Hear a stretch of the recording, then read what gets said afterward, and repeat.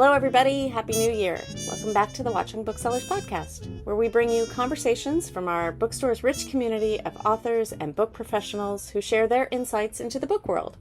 I'm Kathryn. I'm here with my co-producer, Marnie. Hey, Marnie. Hey, Kathryn. Happy New Year. Thanks. And while we are gearing up for season 2 of the podcast, we wanted to swing back and revisit this great episode from season 1. Yeah, early on we met with two local authors who read so much and spent so much time around books that they made the leap to writing them. And now we're proud to celebrate the debut release of one of those authors, Lily Braun-Arnold, author of The Last Bookstore on Earth, which releases today. Woohoo! Woo! Go Lily! Happy Pub Day. We're super excited for you, Lily. Talking with Lily is her friend and mentor and also a Watchung Booksellers fan extraordinaire, Laura Marx Fitzgerald. And guess what? Not only do we get to revisit this great episode, but we get to hear them speak in person tomorrow night, Wednesday, January 8th, in the bookstore. You're going to love Lily's book, and of course, if you're a fan of the bookstore, you're going to love that it is set in a fictional version of Watchung Booksellers, and our protagonist is a teenage bookseller who survived an apocalypse and now lives in the bookstore. So it's a ton of fun. You should get your signed copy and come hear her talk about it tomorrow night. Speaking of books, reading anything, Kathryn? I am. I just picked up a galley of Hot Air by Marcy Dermansky, who is another one of our fabulous local writers. It is releasing in March, and you can pre-order it now, and Marcy will personalize and autograph the copy for you. It is signature Marcy. You know, it's a quirky, kind of dark, weird. It's laugh out loud, and also just totally great. I think that the back copy says unhinged, and I love that word for this book. So pre-order it now, and then join us on March 20th because we're having a launch event for her in the store. So how about you, Marnie? Any good books over Christmas? Yeah, my usual style. I started 7, but I am actually coming close to finishing 1. It's William Boyd's new book, Gabriel's Moon. Oh, yeah. Spy thriller. The one about Patrice Lumumba? Yeah, that's it. Yeah, right. It's really fun. It's really, really fun. Real page turner, but that sounds great. Yeah. That sounds great. Yeah. Perfect time of year for a mystery. Anyway, we'll list all these books that we talk about and that our authors talk about in our show notes, but let's introduce our guests. Laura Marx Fitzgerald is the author of 2 art mysteries for kids, Under the Egg and The Gallery, and the picture book Wild for Winnie. She is currently at work on her first novel for adults, a work of historical fiction also set in the art world. And Lily Braun-Arnold is a junior at Smith College studying English. When she isn't writing, she can be found playing trombone in her school's wind ensemble or daydreaming about living in outer space. She worked at Watchung Booksellers in high school and continues to help out when she's home on breaks. The Last Bookstore on Earth is her first novel. Enjoy the conversation, and we'll be back afterward to fill you in on what's coming up in the store.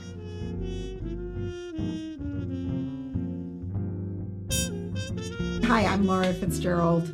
I'm a writer of children's literature and moving into adult literature. And I'm here with... I'm Lily Braun-Arnold. I'm also a writer of mostly YA science fiction. Yeah. Amazing. And we know each other-ish? Yeah. But not okay. As writers. So this is a little bit embarrassing, but I read Under the Egg when I was, I'm going to say 10 or 11, and it was immediately my favorite book. And so I actually didn't put the connection between you and the author of the book until I realized that it was a local author, and I, went home to my dad, and I was like, oh, did you know that? And my dad goes, we know her. We met her. Why are you being ridiculous about that? But that was a mind-blowing moment when I realized they were one and the same. I had a very similar experience where I knew your parents. I'd been to your house. Yeah. You and my daughter were in the same theater program, and I would see you at the bookstore, which was 1 block away from my house, all the time, and I would ask you about where you were going to college or what books you recommended, and then only much later found out that you had written a book yourself, which is super exciting. So yeah, it's fun to know each other as just humans of Montclair. Oh, and then yes, also absolutely. As writers. Yeah, the interconnected web of Montclair. Totally. Yeah. Well, I have a question for you. Oh, absolutely. Which is, It sounds like you were a huge reader growing up. Absolutely.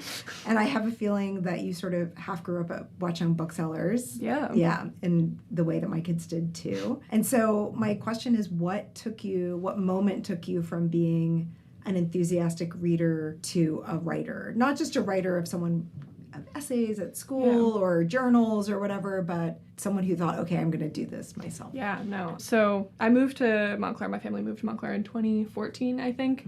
And so that's really when I started going to Watchung Booksellers, and I was like, oh, I want to work here one day. And then I did, and that was awesome. But yeah, I probably have to give credit partially to the pandemic, partially to being like locked in a house. I was finally realized, oh, I've started writing so many things, but now I have so much time, it would be ridiculous if I didn't finish something for once. But also, I had my godfather's partner, he is an author, he writes kids' books, and he took me up into his attic, which was like this writing heaven, basically. Post-its all over the walls, sort of cinematic in the way you'd expect, an author's office to be.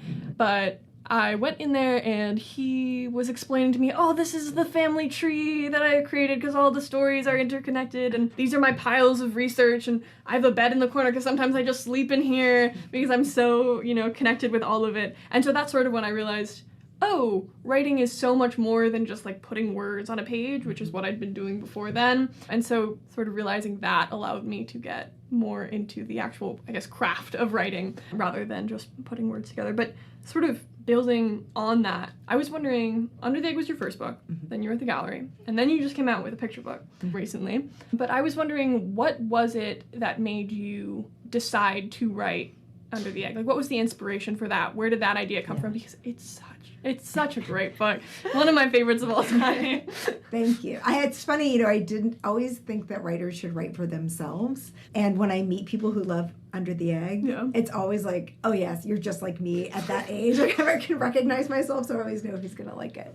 I had been working full-time my whole life. I worked in advertising and marketing, and for the first time when my son was born, he took a lot of my time, as he was my second kid, and he went off to preschool, and suddenly I had time in the day where everything wasn't crowding out things in my brain. And I found that with the creativity of work, because I am a copywriter, I write for advertising, with the creativity of work taken off the table, it's like all the creative energy of my brain needed somewhere to go. And all of a sudden, and people would ask me, because I was an English major, do you want to write? I was like, oh my God, I could never write a novel. I would never, no, I'm not a writer, not in that way. And then suddenly I wanted to write a book.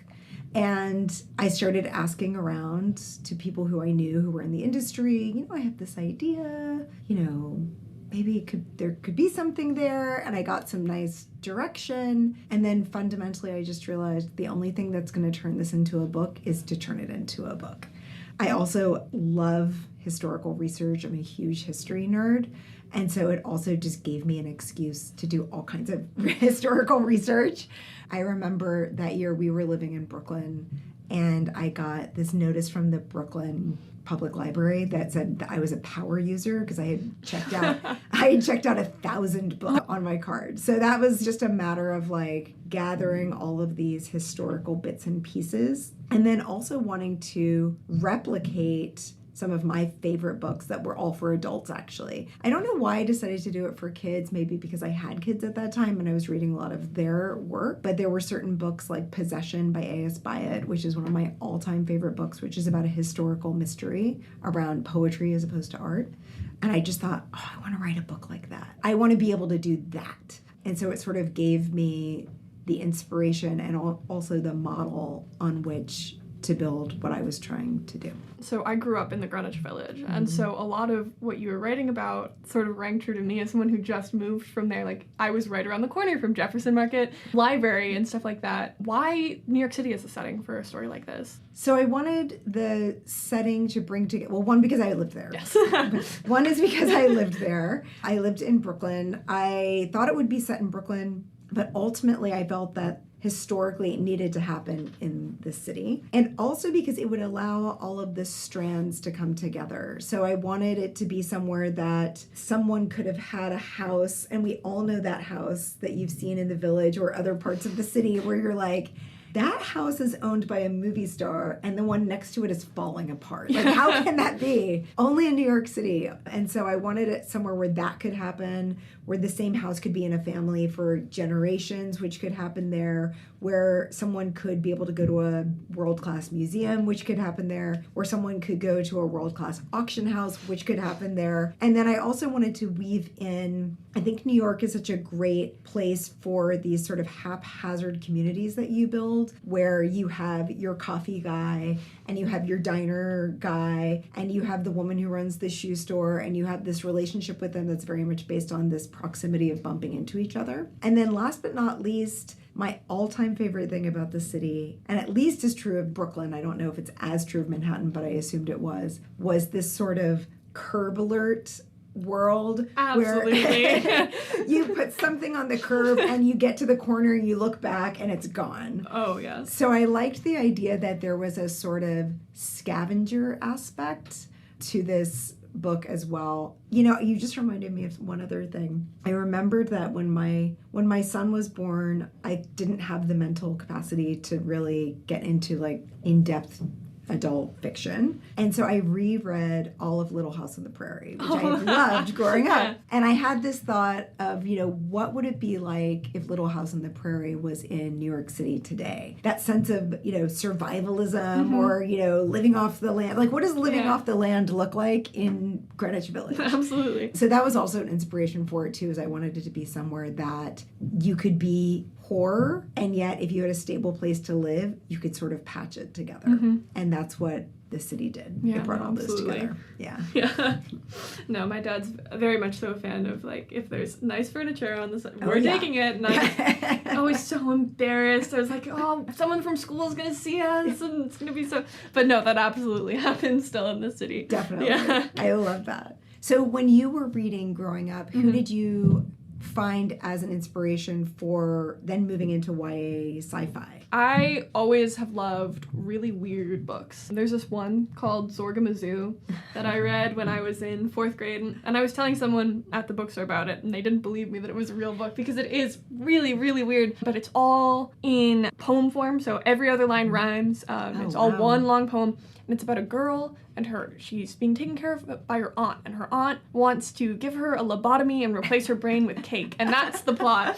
So she's running from this aunt, and it's so good, but also sort of reading books like that where there is just this weirdness, but everyone sort of accepts it as something that's really normal. That was something that I always loved reading as a kid, and then also... It's very Alice in Wonderland, isn't it? Yeah, very Alice in Wonderland, but also the idea of kids and teenagers, they can handle some dark stuff.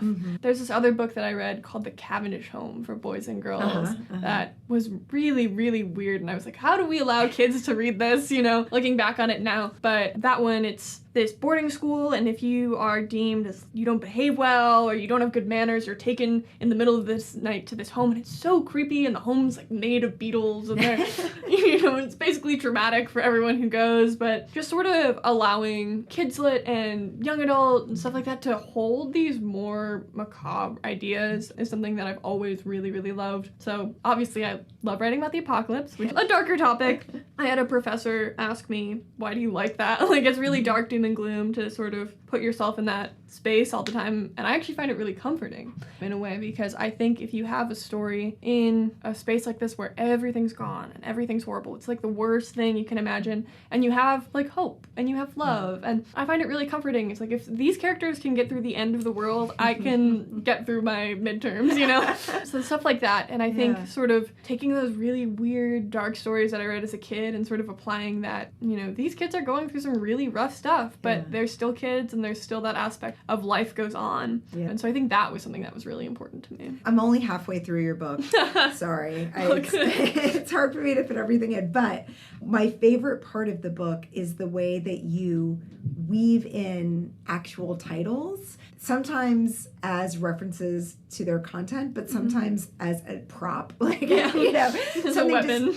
Weapon, something to step on. Yeah. And I love that you mentioned, I think it's called Canticle of Leibowitz. Is that what it's called? Yeah. Which I had never heard of before. I went to a bookstore, and I don't even remember where, and they had one of those things where they wrap the book Those blind paper. date. Yeah, the blind date with the book. And that was one of the ones I picked up. And I actually didn't finish it because I didn't like it enough to finish it. But it has really stayed with me as an idea, as the structure, all of the things. So that's actually one of my favorite things about your book was where you talk about having 300 copies of The Giver, but no one wants that.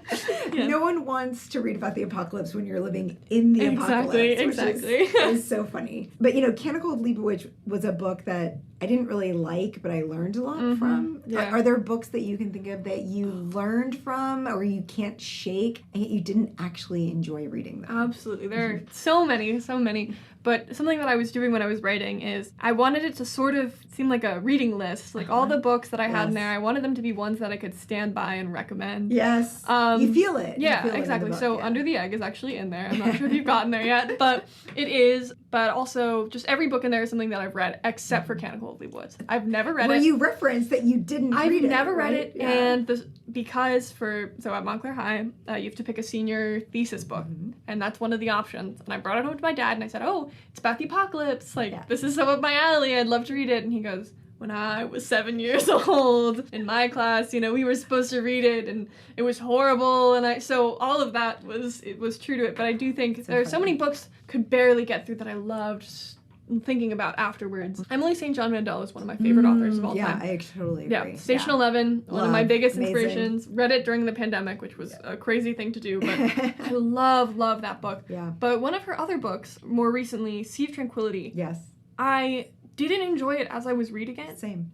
But then afterwards, I was thinking about it, and I was like, this is a really interesting idea, you know, of all of these different timelines sort of collapsing in on each other and everything sort of cyclical. I thought that was a really interesting idea, and that's one where afterwards I sort of had to change how much I liked the book because I kept thinking about it. Right. Another one is this really, really creepy horror book, or I guess novella, called Things Have Gotten Worse Since We Last Spoke, and it's by Eric LaRocca, but it's told completely over email, and I read it in one sitting, and I sort of sat back and I went, what did I just read?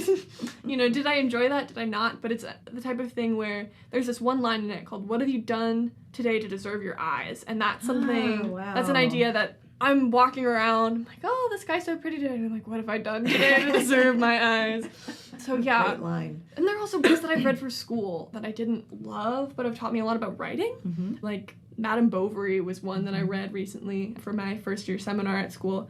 And that one, it was, you know, I understand why it's a classic and I enjoyed it, but it wasn't mind-blowing. Yeah. But there's this one scene where they're confessing their love for each other, Madame Bovary and one of her Lovers that she's seeing, and they're at a farm festival, some sort of, and this guy is talking about manure. And like the award for best manure in the, you know, French countryside. And so it goes back and forth between the two conversations of, oh, you know, I love you so much and I can never live without you. And this manure, it was the best one ever created. And so that's something I've definitely stolen, of taking a really important conversation and interweaving something that's really, really mundane and boring. I think that's so interesting and so genius. And that's definitely something I've taken away from that. One thing I really like about your book is the way it weaves between present day, fills in the gaps of like, well, how did you get here, and what's your sort of, no, I keep saying you, because it is a girl in a bookstore, but Liz's backstory, but then also these stories that she's collecting as well, and the thread of humanity that it ties together, and yet they're all somewhat random in a way that feels as random as people are. Yeah. But I like that there is that weaving back and forth, and you don't feel like it's just totally linear, and yet you feel like you're being propelled forward. And so, well done. Thank you. I like that a lot. Now, so you wrote middle grade, and then now you wrote a picture book that came out recently, and now you're working on adult. Yes. What has it been like sort of maneuvering through the different age categories, and what are sort of the big differences in how you, obviously there's going to be differences between adult and picture book, but what's the differences in the way you approach it? So I do think that in writing middle grade, I was trying to recapture or recreate works that I had loved. So a lot of people have said, oh, it reminded me of, from the Mixed Up Files of Basil Frank Weller. It entirely on purpose. Yeah. It was about trying to capture that sense of, or recreate or renew that sense of being a kid in the city without parents, but also connecting to art. I have a master's in art history, and one of the things I did a lot when I was living in the city and now is take my kids to the Met, to other museums, and I had, scavenger hunts that I would create for them of like, find a picture of a cat, find a landscape that's where you want to go on vacation next. I would have all these sort of elaborate ways for kids to interact with the art as a way of tricking them into caring and learning about art. So that was how I started, was wanting to tell these stories in ways that I think were connected to the ways I had fallen in love in the past and the ways that I had connected my own kids to them. I want to do another book. I want to do another middle grade. I want to do another art-based book. And there was a show at the Met, and it was of a medieval manuscript. And it was by these painters called the Limburg brothers. And what's really wonderful about medieval manuscripts, especially by the Limburg brothers, is that there's so much story in every illustration, or illumination as they called them.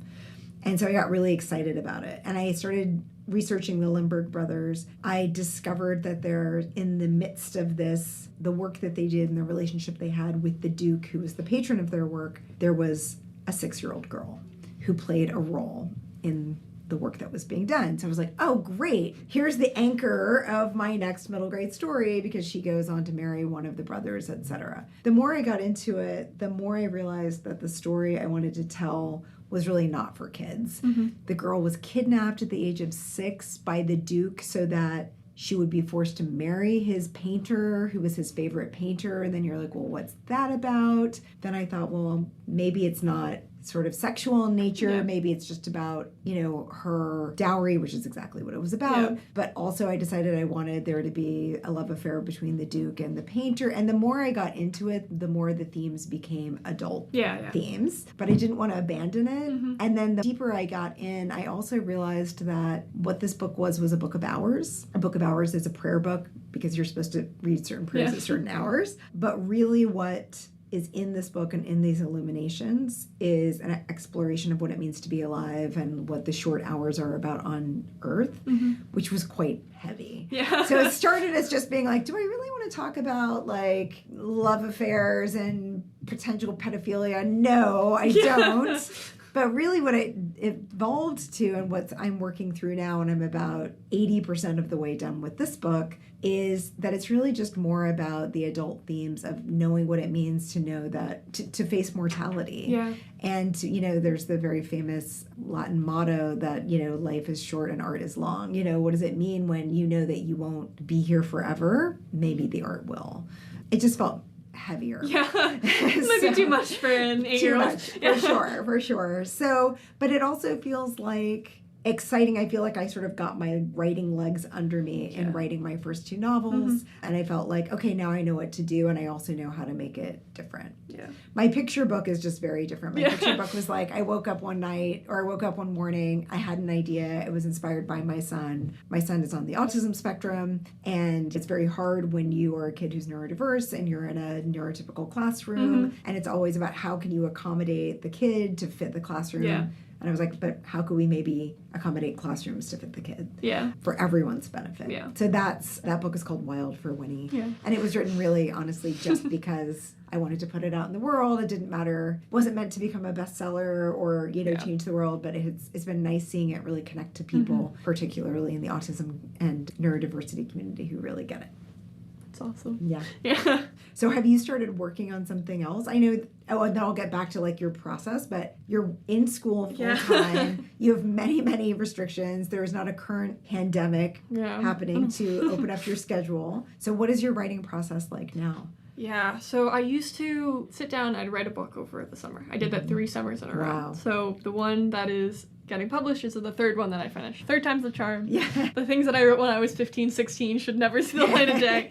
So I'm happy about that. But so now it's a little bit different, because I don't have that plethora of, summers are for getting internships and sort of working on after college stuff, whereas when I was in high school, everything was a little bit on pause, and so I felt like I had an excuse to be like, I can sit on my porch and write for a month and it'll be okay. But now I sort of just jam it in wherever I can. 7 o'clock to midnight, that's a big time for me. Yeah, so like after dinner, if I don't have rehearsal, sometimes I have a night class. If I don't have that, then I'll just sit and I'll write. Normally, if I get an idea, it'll come at about 11:59, and I'll stay awake for longer. But yeah, I mean, I'm gonna write something else. I don't know what that's gonna be yet. I have some ideas, but something that is sort of a big question for me is whether I want to stay in that sort of apocalyptic area, or if I want to branch out. And then also, well, they liked the apocalypse so much. Is that even something I should think about doing? But yeah, no, I do have some ideas. Some of them more valuable than others, I'll say. But yeah, I'll probably start working on that, I guess, this summer when I have a little bit more time. But yeah, what was it like for you writing another book after you'd already written one? Sort of coming up with that idea. It was actually really challenging because I knew in writing Under the Egg, I loved the relationship between Bodhi and Theo. And I was like, well, look at this. We have a little dynamic detective duo, and they're going to go into the future. And Theo has this job at Cadwallader's as an intern, and they're going to stumble upon all these other art mysteries, and they're going to solve them together. And my editor at the time said, no, we don't really want a second. It was a 2-book deal, and they were like, we don't really want a second book about the same characters. We want a new standalone book. Oh, okay. All right, well, great. I'll go find a new idea. So I had this idea. One of my all-time favorite books is The Name of the Rose, and I've always wanted to write about medieval history and monasteries and the libraries and what books are hidden in there. And so I came up with an idea that was going to be half modern day and then half historical, and it was gonna trade off chapter by chapter until you come to the solution of the mystery at the end. Very excited, outlined it, wrote the first 50 pages, booked my tickets to France to go look at monasteries for a week, and the day before I left for France, I got a note back from my editor, and that was, what else do you have? Oh, no. No, thank you. What else? So I went to look at monasteries anyway, just because that's my thing. And so then that was hard. And then it became like a question of like, well, what am I writing? Am I writing for myself? Well, no. Once you have a 2-book deal, you're writing for someone else. You're writing for what the publisher wants. You're writing for what they think their audience wants. You're writing for what they think the readers of Under the Egg want. And so we sort of went around and around because what I felt is that what they will want is a reproduction of what they loved about the first book. And as a writer, what you want to do is something different. So we kind of went back and forth, and then finally I said, listen, I need to write a history. Really where it was getting hung up is they wanted a contemporary story. And I just was like, I need to write a historical. Like, this is where my heart lies. It's always going to be in history. And either we write a contemporary story with the same characters and let them solve a historical mystery, or I write new characters but in a historical setting. And so they said, do that. So that's how I landed there. And then it was harder because I think a lot of times too, I remember hearing somebody say everyone has one novel in them. Because everybody that first novel is like all your little bits and pieces that you've been saving. Absolutely. And you put them all in that stew, and then you open the refrigerator for the second novel, and you're like, oh, and an empty fridge. So you have to go out and like forage for new stuff. It was definitely harder. It wasn't pouring out of me. I had to really like push myself to get there. But once it was done, I was so immensely proud of it, and I felt so good about it, and even though it was harder to get there. So in that way, I think that the second book gave me a lot of confidence as a writer, because it said you can start from not having the full fridge. You can start from not having a whole fridge full of leftovers, and you can go find the story and go out and piece together the story, and you can do it again, and you can do it again, and you can do it again, which is ultimately what you want to do if you love writing. No, absolutely. Do you think that you will move into other genres? Like, I know that you love theater. I think you wrote a play. Is that right? Went for your senior option? I did. Do you see that your work could take you into other genres or fields? Yeah, that's sort of part of what I'm trying to piece through. Obviously, when you're 17, 18, 19, you're writing a book, you can't really write a book for adults because you're not an adult. Right. You know, that's why I find it hard to if I tried to write a story about a 24, I can't, because I've never experienced what a 24-year-old, I could write middle grade, I could write about a 16-year-old, but I just haven't experienced that yet. So I do have to probably age a little bit before I start, because there's that weird gray area in publishing that would be new adult. Yes. That's sort of coming back, because there's some romance that's in there, but sort of from 18 to 21, it's sort of a gray area there as far as protagonists go. But so age category wise, I'm probably going to be in YA for the time being. Part of what my editor and my agent really liked about this book was that it was so based in a bookstore, and that was something I'd been basically writing the same book over and over again until I got it where I wanted it to be. And so there were 3 different books, but it's one book. I wanted to write about an apocalypse, I wanted to write about sisters, I wanted, there to be romance, and really the missing piece was the bookstore. And so when I started working at Watchung Booksellers my junior year, like, that became very much so, oh, this is the thing that ties it all together, this is why it matters. And so, a lot of the feedback that I got was, I really like the fact that it's clearly this space that you know a lot about and you care a lot about, and also that other people care about. And so for the next book, whenever it may be, I'm trying to figure out, there has to be something else that I'm really passionate about that I can write about, because I can't write another bookstore book. Like, that's, at that point we're beating a dead horse. And so I've been trying to think about, I do a lot of theater, I write plays, I love reading plays. I have a play that, not this weekend, but the weekend after, is that I've written that's happening at my school, which is exciting. Great. But yeah, I'm trying to think, maybe I could do a theater-based, because that's something I love. I would love to do a music-based mystery. I toyed with that, about, I guess, medieval music. And do you write music? I do, but like Gregorian chants and stuff like that, because there's some really, really dark ones and interesting stuff, and also the world of music and concert music and classical, and how sort of scary and messy that can be. And so that's something I've toyed with, but yeah, really it's been finding what that thing is that's going to anchor the story. And for you, for some of them, it's been art, because you love art, and so I'm trying to find what it is that can sort of carry the next one. So yeah, it'll probably, it might be theater. It might be theater now that I think about it. But yeah, it might be film. It might be writing, could be interesting. Yeah, but that's sort of what I need to figure out first, and then I'll be able to write something. It's around other art forms, though. It sounds like that's the draw.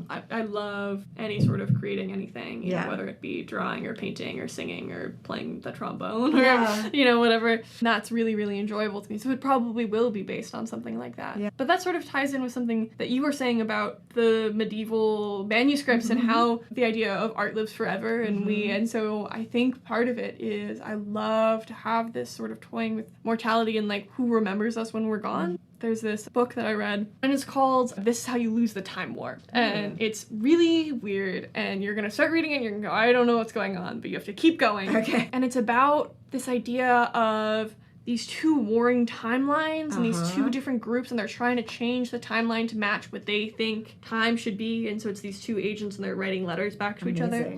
But I think that's a really interesting idea that I'd love to play with, but also the idea of just creating as a way to keep your legacy alive, like when the last person forgets my name, then so I think that's also something that I'll hopefully continue to explore in whatever comes next. I feel very similar in that I think what I come back to over and over and over again in my life is an interest in how art gets made. I found that, so when I was doing my master's in art history, I hated it. It was like 2 years of like, what am I doing this for? Because it was very formalistic, and it was like, let's sit in a dark conference room and let's look at slides and let's look at like this thumb that Michelangelo drew, and did he know that Raphael drew that thumb, and let's compare the thumbs. And I was like, this is not at all what turns me on about art. But when I went to a museum, I would just come out so inspired and alive. And what made me realize what I loved about art was the show Antiques Roadshow. So I don't know if you've ever seen it. So what is so great about Antiques Roadshow is that you have 3 stories in every single segment. So you have the story of the person who has the object and how it got there, which always has a story like, oh, my great uncle bought it, he met a guy, and the guy said he had this thing, and he bought it, but he threw this other thing in for free, and the thing that he threw in for free is actually the thing. Then there's the story of like, well, this thing was created by this artist that no one's ever heard of, and they had this really interesting legacy, et cetera, et cetera. And then the third story, particularly with painting, is the story of what is happening in the painting,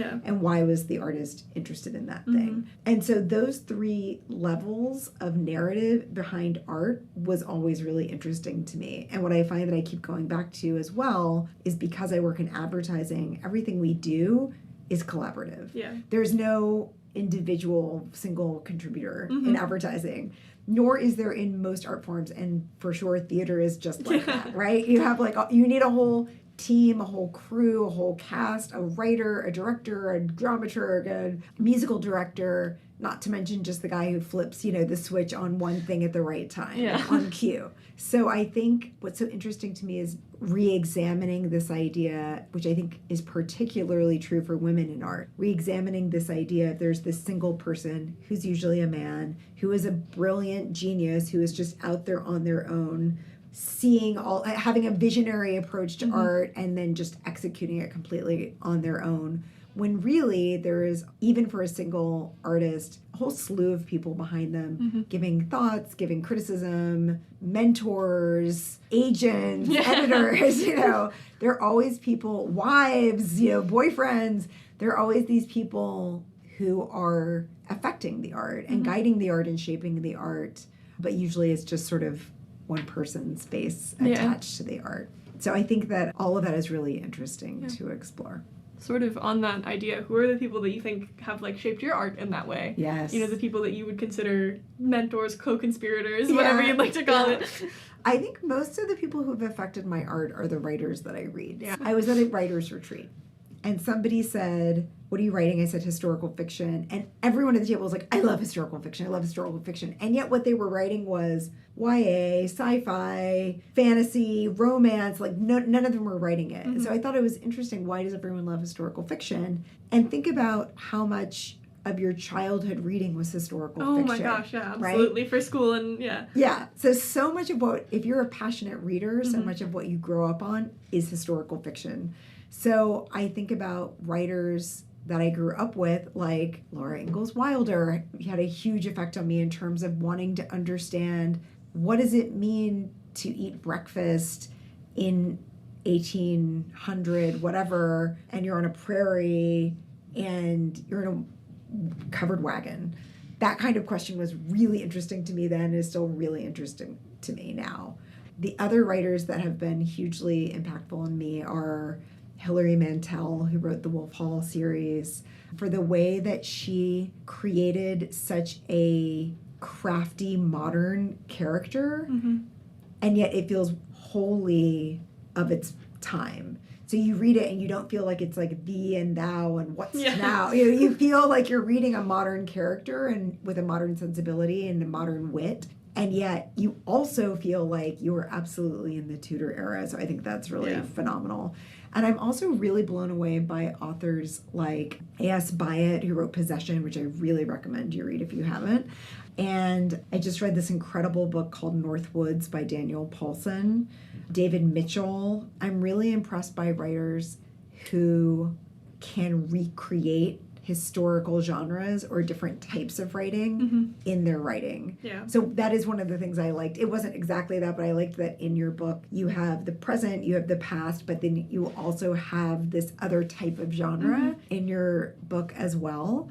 That's something that's really inspiring to me. Something I'm working on. I haven't cracked it yet, but I'm still working on it. No, because in the gallery, you were talking about Hilary Mantel, and you have such a strong voice in there that feels so steeped in the time. I was reading it, and I was like, I totally understand exactly what type of person this was in this period. You just did such a great job of capturing that through language. Thank you. That's a huge compliment to me. You know who I think is one of the most impressive examples of that is Charles Fraser, who wrote Cold Mountain. And he's also been a real inspiration to me. He spent 10 years writing that book. Oh my gosh. So I feel like if I can write my book in 5 years, then I'm like twice as fast as he was. And it was a brilliant, brilliant book. But what I loved about it is that, again, it feels like you are in the Civil War era. It feels very modern. The writing is beautiful. But he layers in enough time-specific language. So he'll say, like, she grabbed a curdle to stir the, whatever she's making. And you don't know what a curdle is, but you're just like, but you understand contextually that it's some sort of out-of-date kitchen utensil that takes you directly into that place, that time, and the way that, and yet doesn't take you out of the place. It doesn't make you think, like, what is he talking about? So I thought he was really, really masterful in doing that. And I do remember listening to an interview with him, and he said that his grandmother grew up in Appalachia, and that was the language she still used. So a lot of that language, he wasn't going into, books of Civil War cookery the way I would. He actually, it was very natural to him because it was very natural to his grandmother, who used to tell him these stories of, what it was like growing up in Appalachia at the turn of the century. So yeah, that's the dream, is being able to recreate the voice, but not so much that you are pulled out of, or it's overwhelming, or feels like... I heard Christina Baker Klein say something about, like, you do all the research, you pour it all into the book, and then you start pulling it out. Yes, no, absolutely. Where it becomes, too overwhelming. Yeah. And then she also said that about the, like, ye olde language, or, like, the language of yore. You try to, like, capture this older style, but then you try to pull it back from one, No, absolutely, yeah. Got a little bit too into the science part of the science fiction at a certain point at the end, because, I'd get notes from my agent that would be like, hey, because there's obviously some acid rain involved in the plot. How would it make sense that this would happen, and this would be affected, and this wouldn't be affected? And so I was, like, putting paragraphs in about pH levels and the requirements for... And my editor saw it and was like, what is this doing here? I think you can trust the reader a little bit more than have to be like, well, the pH level required to go through X material is different from... And you're like, but I did all that research. But I worked really hard on it. Yeah. So, yeah. I got so into it. Yeah, and then you have to think, like, okay, interesting to me, interesting to nobody else. Yeah, exactly. It's better just to have that as a foundation, and then everything else will... But you don't have to explicitly state it in there. And sometimes it peeks through. Sometimes it peeks through in a way that the audience can tell that it's behind the door, but they don't have to see what's behind the door. Absolutely. Besides your godfather that you mentioned, do you have mentors who have guided your work? I mean, my dad read all he's sort of my beta reader. Like, if I was to say I had a beta reader, I'd print it out, I'd give it to him, he'd circle it with red pen, but other than that... Is he a passionate reader, or is he a He's writer? A passionate reader. Yeah. He's a passionate reader. His mom was an English teacher, so he knows what it's like to be red-penned by a parent, so it's a little bit scary, but other than that, I have a really, really wonderful agent who believed in my work when... I feel like it would have been very easy to be like, this is a weird story about, romance at the end of the world, and I'm just going to pass on it. But I did a lot of work with her, which was really nice. And then otherwise, a lot of my ideas and mentorship have come from either teachers that I've had who were like, hey, I see something here, you should keep going. So a lot of people at Montclair High who were really great and sort of urged me to keep going in that regard. And then just the books that I read, I sort of can pinpoint a couple where it shifted the way I thought about writing and the way I thought about my own work. Like, after I finished the first draft of The Lost Bookstore, I read Everyone in This Room Will Someday Be Dead by Emily Austen. And that was something, fantastic book. Her new book, Interesting Facts About Space, came out recently. And I can't wait to get my hands on a copy. It's on hold at the bookstore for me. But her writing is so odd. You're reading it and you're going, this is weird, but I love it. So that sort of allowed me to go in and approach the way I wrote things with a little bit more fun. People can, because if the character is weird, it makes sense that the way the story is written is weird. Same with A.S. King, who is big in the YA space, but her books, my favorite is probably Still Life with Tornado, which has the incredible line, nothing's original. And so, like, everything's sort of riffing on everything else. But she also wrote Gloria O'Brien's History of the Future, which is such a great, weird book about some people who drink a petrified bat and they can see the future when they look at people. But just, like, embracing the weirdness of your writing and letting it shine through the prose and the voice is something that was really important. And then, other than that, books that I've read that have been sort of really, I guess, mentory in that way is Neil Shusterman's books. He's big in the YA space, especially with dystopia, stuff like that. He has this book called Dry, which is, what if California actually ran out of water? Like, what would happen then? And so he always has these really great characters in his story, but overarching above the entire plot, the entire concept, are these big ethical questions about, like, what it means to be human, and having those in these YA books was always something that was really important to me, and something that I took from it. And then also, there's this series called the Illuminae trilogy, and it's by Jake Kristoff and Amy Kaufman, and it's all found documents. And that was something that I thought was really interesting. It definitely was an inspiration for this, because having, journal entries and stuff like that throughout the story, but it's only, security footage, text messages, emails, stuff like that, and it's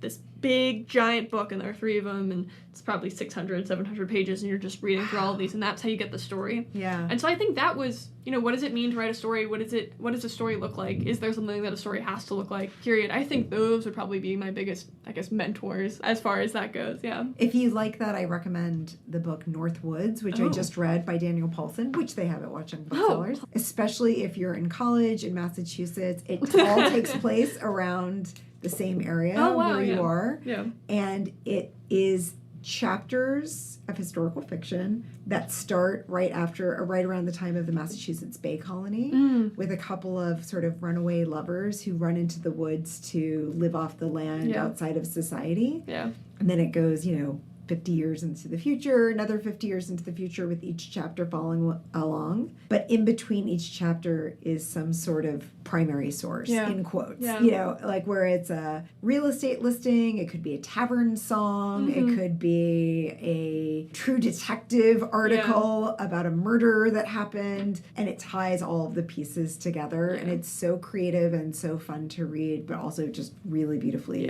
written. No. Sort of building on that, with Neil Schusterman has a series called The Unwind Trilogy. Maybe there are 4 of them now, and I've read all of them, and they're fantastic. But the things that sort of splice up the different, because it's told through multiple perspectives, but in between there are a lot of like campaign materials and articles and quotes from speeches and stuff. But it's a dystopian novel about reproductive rights. And so it's about, a second civil war has been fought over reproductive rights, and sort of the outcome is that children aged 13 to 18 can be unwound, which means like if your parents are like, you're a delinquent child, that's what can happen. But what I find so powerful about what he does in his is some of them are made up, but some of them are real. Right. And some of them are from now. Right.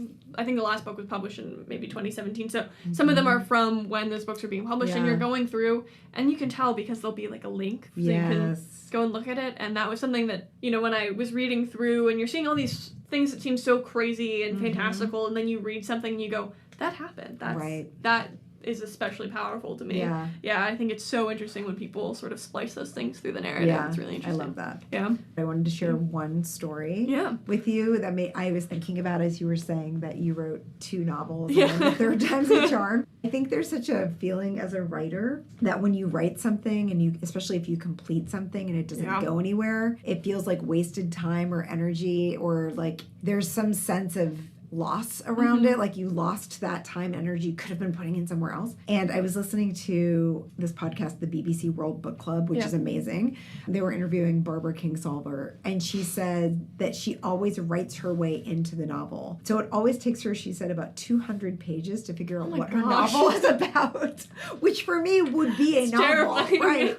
It's totally terrifying. And so they asked her, does it feel frustrating to throw away all of those pages? Yeah. And she said, no, I just think that I start on page -200 and I write to page 1. Yeah. And so I really loved the way she framed that, and it made me reframe in my own mind any sort of tangents or directions that don't seem to go anywhere, or little black holes, that they really are part of the process. They are productive, they are constructive, they are ultimately leading to the place where you wanted to go. It's just page -200. Absolutely. So, I love that. That's such a great idea. Yeah. No, I love that.